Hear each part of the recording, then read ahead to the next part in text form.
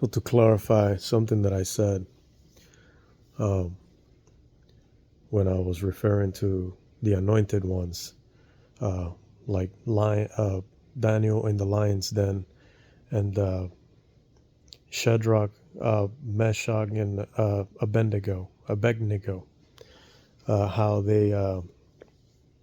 they found themselves in a situation where Daniel was in the lion's den, was sent there, all with purpose to show that he served the one true God, and also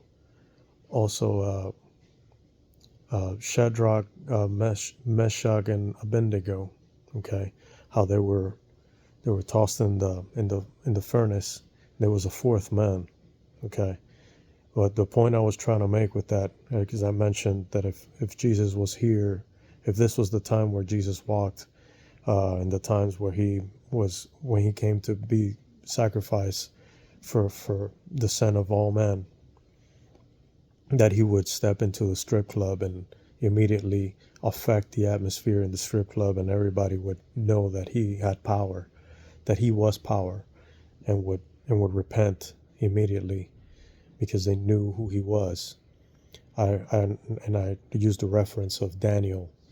I used the reference of Daniel in the lion's den, and the three Shadrach, Meshach, and Abednego in the furnace. What I was referring to was not that not that we do this on our own accord, not to position ourselves in a place by our own will to be placed in a fiery furnace or in a lion's den, but that as a consequence of their faith, and as a consequence of their obedience and faith and loyalty to the Most High, to the Father, they found themselves. The Father led them, and they found themselves in this situation.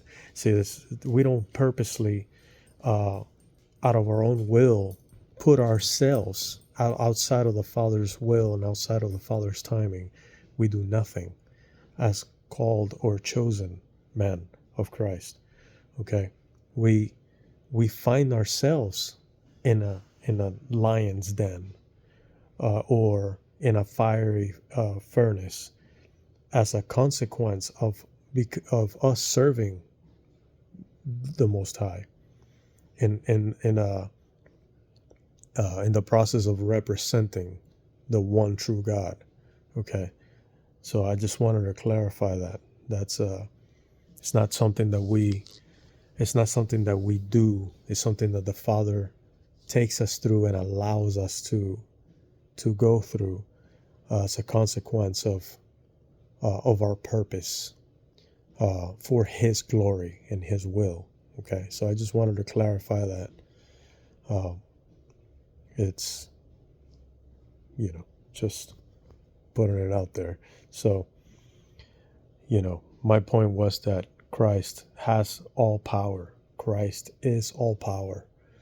He is the Word, and He is Father. He is the Father. The Son is the Father. Him and the Father are one. And He does have the power to overcome the darkness. He does have the power to keep those three men from getting touched by any flame. None of their garments were touched by the flames. None of their hairs on their heads were touched by the flames. And it all showed Nebuchadnezzar. It all showed the king who they truly serve and who the true God was. And that was all led by the Father. They were men chosen and led by the Father for that sole purpose. Okay, that's how that happens.